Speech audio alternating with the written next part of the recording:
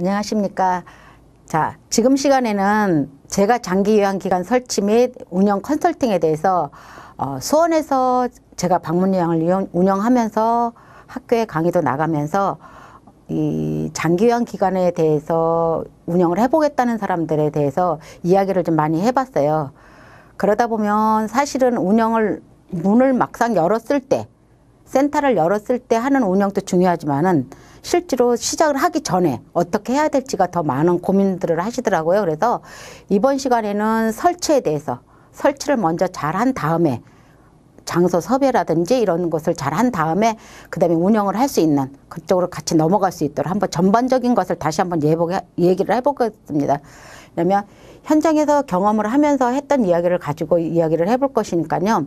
조금 이렇게 얘기가 조금 길어질 수도 있고 하겠지만은 잘 들어두시면 틀림없이 제가 장기요양 기관을 해야 되겠다, 운영을 해봐야 되겠다 하는 사람한테는 틀림없이 도움이 될 것입니다. 그래서 이번 시간에는 제가 장기요양 기관이란 그럼 무엇인가에 대해서 먼저 보겠습니다. 자,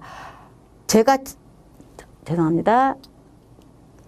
제가 장기요양 기관이라는 것은 가정으로 요양보호사들을 파견하는 곳이에요. 근데 그럼 파견하는 곳이 무엇이냐 이렇게 했을 때 노인성 질환으로 인하여 어떻게 해요? 등급을 받으신 어른들한테 가서 어떻게 그 노인들을 위해서 요양보호사 선생님들이 신체활동, 정서적인 활동 아니면 가사활동 등을 지원해 주는 거예요. 그래서 요양보호사를 파견하는 기관이다 이렇게 얘기를 해요. 그래서 모르는 사람들은 그렇게 얘기를 해요. 거기 인력파견센터 아니냐 이렇게 얘기를 하는데 인력파견센터하고는 조금 달라요. 개념이 좀 다르죠. 왜냐하면 요양보호사는 국가 자격증이라는 것을 시험을 봐서 자격증을 취득한 사람들을 내보내는 곳이고 우리가 알고 있는 인력은 그런 좀 자격이 없는 사람들도 좀 나갈 수 있는 곳이죠. 그래서 제가 하면은 제일 먼저 방문요양을 먼저 해요. 그러면 방문요양이라는 자체가 요양보호사 선생님들을 가정으로 내보내는 거예요. 그래서 제가라는 이야기를 쓰죠. 그래서 가정으로 가서 어르신들의 불편한 부분을 도와주는 거예요. 불편한 도움을 주다 보니까 어떻게 해요? 일상생활을 잘 할 수 있도록 도와준다라는 거예요. 그러다 보면은 아마 이걸 하겠다고 생각하셨던 분들은 아실 거예요. 무슨 가정부로 취급을 받느냐, 파출부로 취급을 받느냐 이런 얘기를 많이 들어보셨을 거예요. 그거하고는 조금 개념은 좀 달라요. 가서 정말로 그 어르신들한테 제가 처음에 이 방문요양센터를 운영을 할 때 가장 힘들었던 부분이 그거예요. 선생님들을 파견을 내보내면 어른들이 처음에는 잘 몰라요. 모르다 보니까 어떻게 해요? 가정부 취급을 하고 파출부 취급을 하고 좀 그래요. 근데 지금은 10년이라는 세월이 흘렀기 때문에 좀 많이 그런 건 없어졌어요. 많이 없어져서 어른들도 선생님들을 존중해주고 또 반대로 선생님들도 어른들은 존중해주고 하는 많은 풍토가 많이 바뀌었어요. 근데 이제 가장 힘든 것 중에 하나는 어른들은 아무리 그래도 옛날 생각에 더 많이 잡혀 있으세요. 그러다 보니까는 나를 와서 도와주니까 어떻게 해요? 뭐든지 다 해줘야 된다라고 생각을 해가지고 선생님들을 좀 힘들게 하기는 해요. 힘들게 하긴 하는데 그래도 많이 좋아졌어요. 초창기 때 제가 초창기 때 했을 때만 해도 그 시기에는 정말 파출부 취급, 가정부 취급을 많이 했지만 지금은 서로 윈윈하는 도와주는 사이다라고 생각을 해서 많이 하고 있어요. 그래서 방문요양을 먼저 설치를 할 때는 방문 목욕도 같이 설치를 해요. 방문 목욕을 같이 설치를 해야만이 어떻게 어르신들이 목욕이 필요하다라며 같이 목욕을 해줄 수 있는 그런 구조를 가지고 있기 때문에 방문 목욕도 같이 한다라는 거죠. 그렇지만은 지금은 이제 또 많이 주간보호라든지 아니면 복지원고 아니면 뭐 요양원까지 같이 하지만 지금 시간에는 제가 가장 쉽게 우리 사회복지사들이나 아니면 요양보호사로서 5년 이상을 하신 분들은 방문요양이나 방문 목욕이 아무래도 조금 편안하죠. 먼저 편안한 것부터 시작을 하시면서 경험을 쌓고 주간보호 아니면 요양원까지 더 나갈 수 있어요. 하지만 처음부터 주간보호나 요양원까지 한다라는 것은 조금 범위가 너무 넓어진다라는 거죠. 그래서 이번 시간에는 제가 장기요양기관, 즉 말하자면 방문요양과 방문 목욕을 어떻게 하면 내가 잘 설치할 수 있는가. 설치를 먼저 해야만이 어떻게 해요? 운영도 잘 할 수 있는 거예요. 설치하기 전에 운영을 어떻게 할 것인가부터 먼저 고민을 한다라면 못하죠. 못하기 때문에 먼저 그러면 설치를 어떻게 해야 되느냐부터 한번 보겠습니다. 보면은 먼저 설치를 하기 위해서는 서류가 많이 들어가야 돼요. 그래서 사업 계획서부터 시작을 해서요. 자, 시설을 할 때는 방문 요양, 방문 목욕을 제공하는 시설은 먼저 시설을 하기 위해서는 우리가 지금은 이 제곱미터라는 말은 잘 조금 어렵죠. 조금 어렵지만은 우리가 보통 말할 때 5평이라는 말을 써요. 5평. 5평 정도의 방이 있어야 돼. 사무실이 있어야 된다라는 거예요. 물론 각 지역에 사시는 곳마다 달라요. 공무원들이 결정하는 건 다르지만 5평이라는 기준은 똑같아요. 그래서 16.5 제곱미터다라는데 우리는 그냥 5평, 평이라는 말이 더 편하기 때문에 5평 정도다 이렇게 생각을 하시면 돼요. 제가 해보니까 구집이 1층이다, 2층이다 이거는 구애받지 않아요. 그거는 구애받지 않는데 평수는 구애를 받고 또 지자체마다 내주는 조건은 조금씩은 달라요. 그거는 나중에 이제 4강에 가서 해드릴 건데 지금은 뭐뭐 서류가 필요하냐부터 먼저 보는 거예요.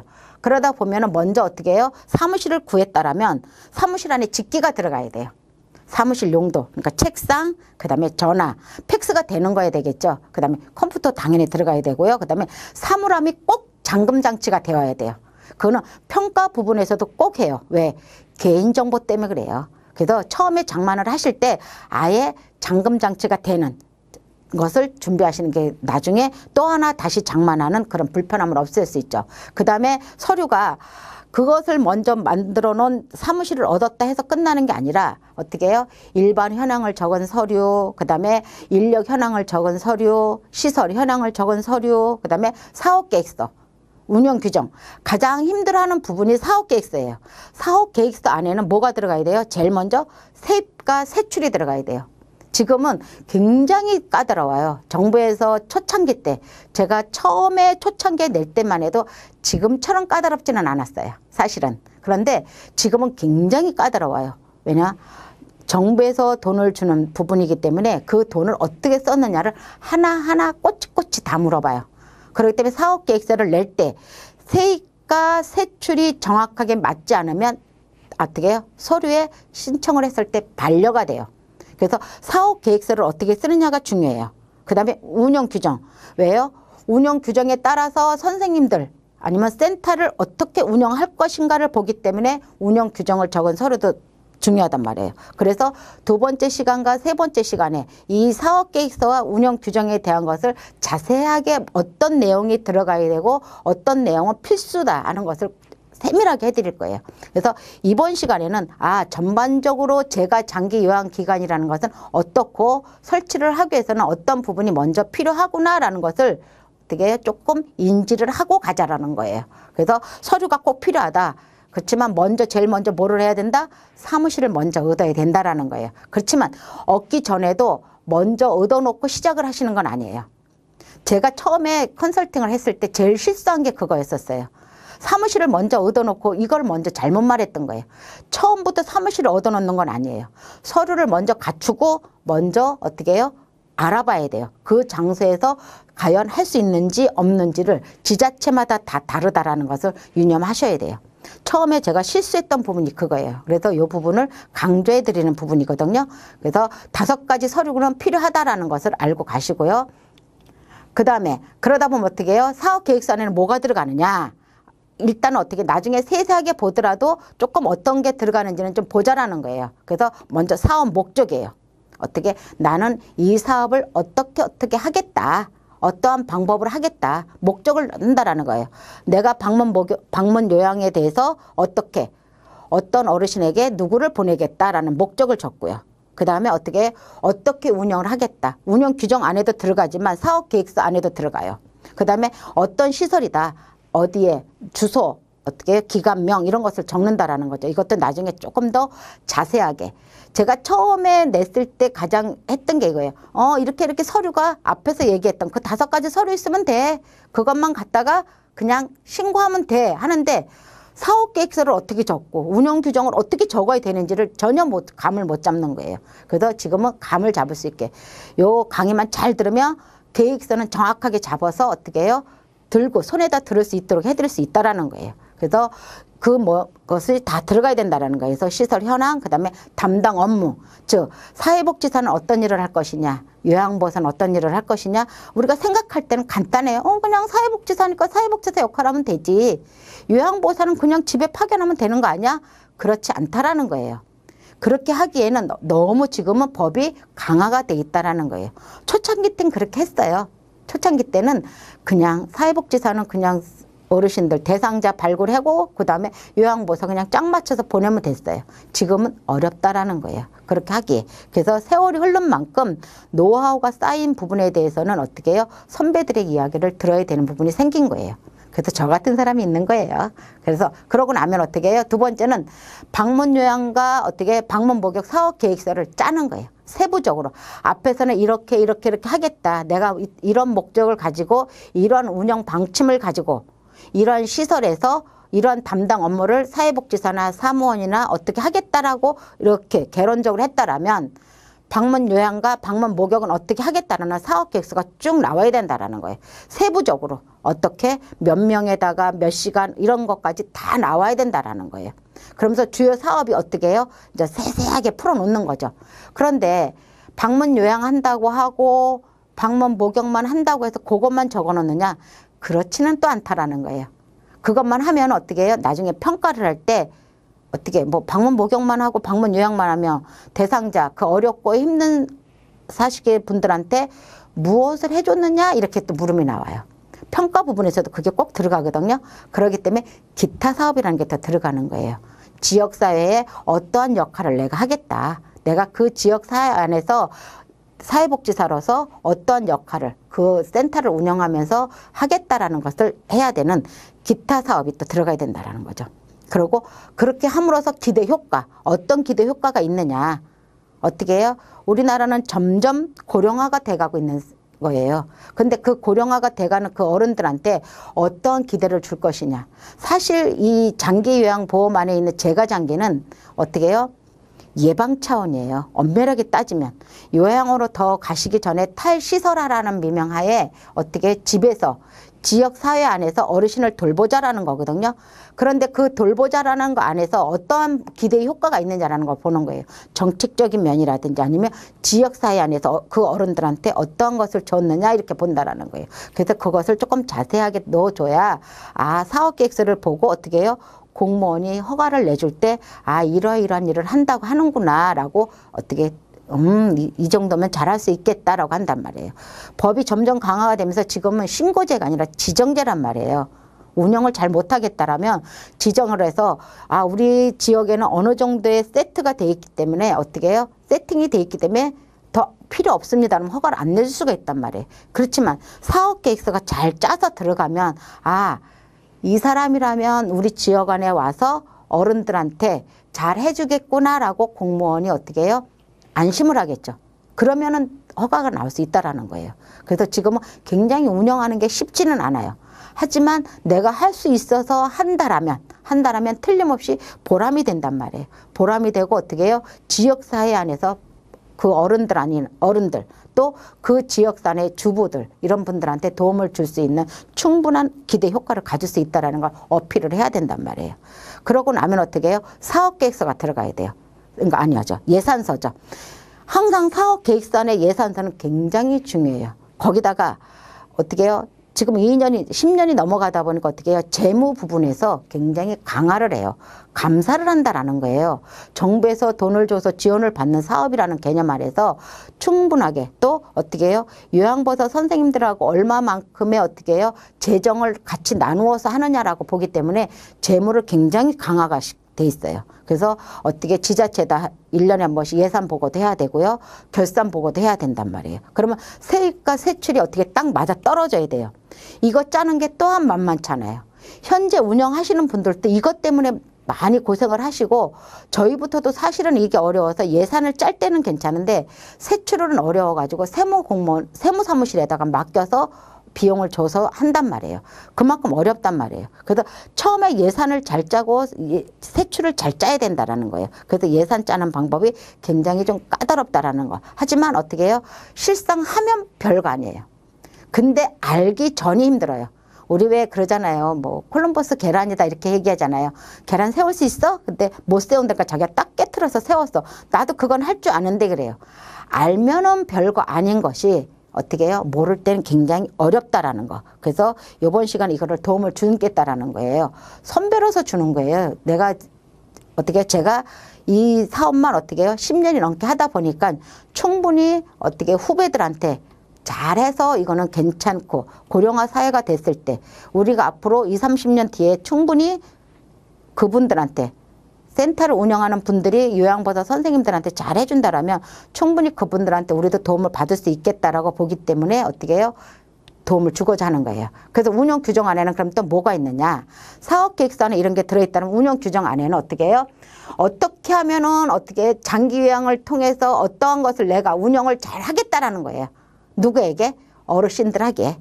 어르신들에게 잘 해주겠다라는 내용이 꼭 들어가야 돼요. 그게 대상자죠, 당연히. 대상자들에게 어떻게 해요?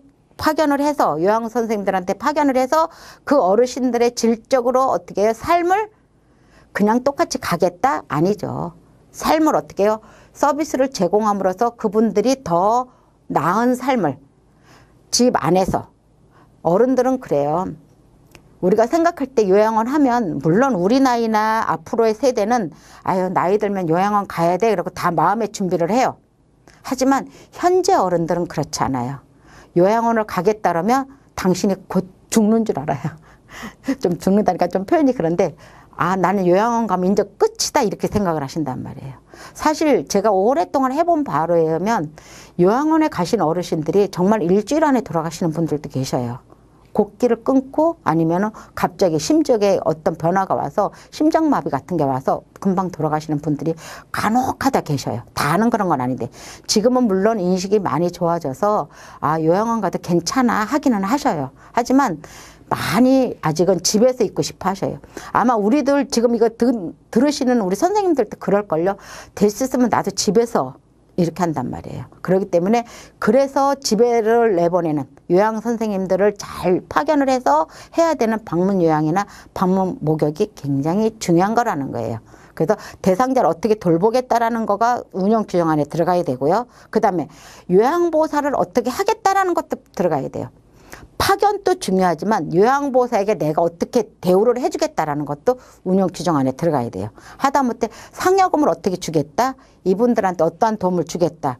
우리 센터 안에서는 이분들에게 어떠한 것을 해주겠다라는 것을 운영 규정 안에 들어가야 된다는 말이에요. 지금은 요양보호사들 선생님들 입장에서 많은 정책이 나와요. 사실은 사회복지사나 아니면 센터보다는 요양 선생님들한테 더 많이 왜요? 요양보호사 선생님들이 더 약자라는 거예요. 약자기 때문에 요양보호사 선생님들을 기준으로 해서 그게 많이 나오기 때문에 그분들한테 어떻게 해주겠다라는 이야기를 했을 때 그 부분에 대해서도 한다라는 거죠. 그 다음에 이제 그 밑에 뭐예요? 운영을 했을 때 그 시설에 관해서도 어떻게 하겠다라는 것도 나와요. 왜? 혼자 하는 것이 아니라 여러 사람에게 물어보면서 하겠다 해서 운영위원회 얘기도 나오고는 거고요. 그래서 운영위원회 하면은 이제 요양보호사 선생님들 대표 몇 명 아니면 대상자들 대표 부모님, 그러니까 부모님이라기보다는 부모님이 대상자니까 어떻게 해요? 보호자들이죠. 그 보호자들하고의 같은 운영을 어떻게 하겠다라는 관한 사항을 적어 놓은 거죠. 그리고 이제 기타 사항에서는 이제 요양 선생님들한테 어떻게 배상보험을 하고 우리 센터에서 무슨 일이 생겼을 때 어떻게 대응을 하겠다. 아니면 뭐 욕구 사항이 있을 때 어떻게 대응을 하겠다. 불만 사항이 있을 때 어떻게 대응을 하겠다. 이런 것들을 기타 사항으로 쭉 놓는단 말이에요. 그래서 운영 규정을 또 잘 짜야 돼요. 그래서 앞에 사실 인력 현황이나 시설 현황 같은 건 사실은 별거 아니에요. 근데 이것을 어떻게 잘 짜느냐에 따라서 반려가 되느냐 지정이 되느냐가 문제가 된다라는 거죠. 그러다 보면 그럼 다시 일반 현황 안에는 그럼 뭐가 들어갈까요? 기관명. 기관명도 괜찮아야 돼요. 이게 가나다라 순으로 보통 건보에서 어르신들 대상자 받았을 때 그 등급을 받으면 나올 때 가나다 순으로 나온다든지 아니면 이렇게 좀 나오는 게 앞장에 있느냐 뒷장에 있느냐에 따라서 조금 좀 다르더라고요. 물론 저희 같이 좀 오래된 데는 그런 거 별로 교육 안 받는데 새로 내시는 분들은 요 기관명도 잘 정하는 것도 중요해요. 입에 좀 착착 붙는다 그러죠. 이런 것들. 그래서 또 그것도 생각을 하셔야 되고요. 그 다음에 이제 직원 현황. 직원이 어떤 사회복지사가 있고 사무국장 뭐 이렇게 등등 들어가는 요양보호사부터 이렇게 들어가는 것이 들어가고 그다음에 기관 현황 어떠한 장소에 어떻게 하겠다 이런 거죠. 그다음에 기관 규모죠. 규모라는 건 뭐예요? 5평 이렇게 말은 하지만 내가 또 다른 걸 더 할 수도 있어요. 그 안에 상담실을 또 만든다든지 아니면 예를 들어 복지연구를 한다든지 아니면 다른 것들을 더 하겠다라고 생각을 한다면 평수가 또 달라지겠죠. 아니면 내가 얻었는데 내 건물이 있으면 괜찮겠지만 또 얻었는데 평수가 커. 그러면 그 평수에 대해서도 어떻게 하겠다라는 게 나와야 된다라는 거예요. 그 다음에 이제 인력 현황에서는 시설장은 무조건 어떻게 해요? 사회복지사만 된다? 아니에요. 지금은 요양보호사가 5년이 넘은 요양보호사가 있으면 물론 우리가 말하는 어떻게 해요? 장롱 면허는 안 되고요. 현장에서 어떻게 60시간 이상을 5년 이상을 한 요양보호사도 어떻게 해요? 시설장이 될 수가 있어요. 그래서 시설장은 사실은 사회복지사인 나만 한다 이런 개념은 아니에요. 지금은 간호사, 그 다음에 5년을 근무한 요양보호사 등이 다 시설장을 될 수가 있어요. 그 다음에 요양보호사 당연히 필수로 들어가요. 그러니까 시설장, 사회복지사 1명과 처음에 개설을 할 때는 사회복지사 1명과 요양보호사 15명이, 도시는 물론 5명이에요. 동어촌, 그러니까는, 아니요, 다시요. 도시는 15명 이상, 농어촌은 5명 이상이에요. 물론 자격증이 있어야 되는 거고요. 가끔 가다가 이런 경우가 있어요. 요양보호사 나 그거 뭐 별거 아니니까 나 다 할 줄 안다 이렇게 얘기를 해가지고 들어오는 경우가 있어요. 안 돼요. 꼭 자격증이 있어야 된다라는 거고요. 그 다음에 시설 현황 16.5제곱미터가 우리가 말하는 5평이에요. 5평이 꼭 필요한 필수예요. 5평 이상이 되면 상관없지만 저희가 낼 때 보니까 그 이렇게 줄을 이렇게 잴 때 이렇게 레이저 빛 빨갛게 이렇게 나가는 거 있잖아요. 그걸 가져서 정확하게 재요. 그러니까는 건물에 내가 5평이라서 딱 얻었는데 벽 띄고 못 띄고 띄어서 안 돼요. 꼭 어떻게 해요? 딱 안에 실 딱 들어가는 그 공간이 와서 딱 띄었을 때 줄자를 띄운다든지 아니면 어떻게 해요? 이렇게 레이저로 쏘는 걸로 해서 딱 띄었을 때 5평 이상이 나와야 돼요. 그래서 조금 넉넉한 걸 얻으셔야 되죠. 그리고 구집이 1평에 얻어서 1평이 아니라 죄송합니다. 1층에다 얻어가지고 굳이 비싼 세를 누고 하실 필요도 없어요. 조금 더 어떻게 해요? 2층이나 3층도 상관없어요. 저는 뭐 높으면 내 건물에 있으면 15층도 상관없다 이렇게 말은 해요. 근데 사실 이제 15층까지는 너무 높고요. 보통 2, 3층 정도가 제가 봤을 땐 괜찮아요. 1층에 있으면서 시설장들이 보통 사회복지사나 바깥에 방문을 많이 나가요. 그러면 불을 끄고 나간단 말이에요. 그러면 지나가는 사람들이 여기는 문 닫았나? 이런 생각을 자주 해요. 보통 바깥에 나가서 방문을 하고 어르신 댁 방문을 하고 들어온단 말이에요. 그럼 저녁이에요. 그럼 저녁에만 불을 켜놓으면 지나가는 사람들은 낮에는 문을 닫혀 있고 밤중에만 불을 켜 있으니까 여긴 안 하나 봐 이런 경우가 더 많다라는 거예요. 그래서 저는 1층보다는 2층이나 3층이 더 괜찮지 않나 제가 경험에 의해서는 그렇게 생각을 해요. 1층은 조금 문을 자꾸 닫아놓고 불을 끄니까 혹시 빈상간가 아닌가라는 생각을. 간판은 걸어 있잖아요. 간판은 걸어 있는데 불이 자꾸 꺼져 있으니까. 그래서 얘기할 때 그래요. 만약에 1층을 얻었으면 불을 켜놔라. 불을 켜놓고 앞에다가 어떻게 해요? 잠깐 외출 중입니다라고 써놔라. 이렇게 얘기는 해요. 그렇지만 구집이 비싼 1층을 얻는 것보다는 2층, 3층도 괜찮다라고 저는 권하는 편이에요. 그래서 사업계획서를 정확하게 잘 쓰고 그 다음에 운영 규정을 잘 쓰고 그런 다음에 일반 현황, 인력 현황, 이 시설 현황은 어차피 있는 종이에 칸만 채워나가는 거예요. 물론 제가 처음에 시작을 할 때는 이거 칸 채우는 것도 쉽지는 않더라고요. 처음에는 누구나가 다 어렵다 보니까 설명을 해줄 사람이 없는 거예요. 해본 사람들은 그걸 해봤기 때문에 설명을 해주는데 서로가 다 처음 하다 보니까 막상 자기는 어떻게 해서 그리고 초창기 때는 지금처럼 까다롭게 안 했어요. 왜요? 많이 열어야 되니까 센터들을 많이 열어야 되니까 어떻게 해요? 조금 부족해도 넘어갔단 말이에요. 지금은 안 그래요. 제가 수원서 하거든요. 우리 수원엔 말해도요. 방문요양센터가 200개가 넘어요. 방문요양센터만. 요양원이나 주간보호 빼고요. 주간보호 빼고 방문요양하고 목욕을 같이 하는 보통 방문 목욕을 하면 방문요양도 같이 하고 보통 간호사라면 간호까지 같이 해요. 근데 이제 간호사들이 하는 경우는 드물어요. 사실은. 그렇기 때문에 방문 간호를 하시는 분들은 조금 드물지만은 방문 요양이나 어떻게 해요? 방문 목욕은 같이 한단 말이에요. 어르신들이 방문 목욕을 하시는 분들이 목욕도 같이 하겠다고 하기 때문에 그래요. 지금은 까다롭기 때문에 표준 계획서 안에 표정이라고 우리가 줄여서 말하는데 그 안에 나와 있는 내용이 아니면 우리가 서비스를 들어갈 수가 없어요. 건보에서 나오는 표정 안에 만약에 방문 요양만 돼 있고 방문 목욕이 없으면 우리 방문 목욕 못 들어가요. 근데 방문 목욕을 해달라고 했는데 또 방문 목욕을 우리가 지정을 안 받아놓으면 또 못 들어가요. 그렇기 때문에 처음에 할 때, 처음에 설치를 받을 때 아예 어떻게 해요? 방문 목욕과 방문 요양을 같이 하자라는 거예요. 같이 해서 같이 승인을 받아놔야 나중에 어떻게 해요? 나갔을 때 어르신들을 대상자가 돼서 우리 센터에서 서비스를 나갈 때 같이 할 수 있다라는 거예요. 같이 하기 위해서는 어떻게 두 가지를 같이 해야 된다 이렇게 하는 거예요. 그래서 칸을 채운다라는 개념이지만은 전혀 모를 때는 그 칸을 채우기도 쉽지 않다라는 거. 그래서 이번 시간에는 개론식으로 쭉 이렇게 해드렸다면 다음 시간에는 사업 계획서에 대해서 세밀하게 어떤 부분을 꼭 넣어야 된다라는 것을 세밀하게 해드릴 거예요. 그렇기 때문에 어떻게 해요? 조금 더 이번 시간에 잘 듣고 다음 시간에 잘 들으면 틀림없이 어떻게 해요? 종이를 딱 들고 5개 서류를 들고 내가 설치를 하게 수 있겠구나까지는 도와드릴 수 있어요. 그 다음에 운영에 대한 부분은 또 다시 이야기가 돼야 돼요. 그래서 다음 시간에 설치에 대해서 얘기를 해드린다는 거. 그러니까 설치가 아니라 사업계획서. 설치를 위해서 처음에 들어가야 되는 사업계획서에 대해서 세세하게 자세하게 해드릴 거예요. 이것만 잘 들으시면 제가 처음에 고생을 했던 사업계획서 짜는 부분에 대해서는 틀림없이 도움을 받을 거라고 생각합니다. 자, 지금까지는 개론에 대해서 해드린 거고요. 전반적으로 다 훑어드렸고요. 다음 시간에는 사업계획서를 정확하게 짜는 방법을 해드리겠습니다. 다음 시간에 뵙겠습니다. 수고하셨습니다. 감사합니다.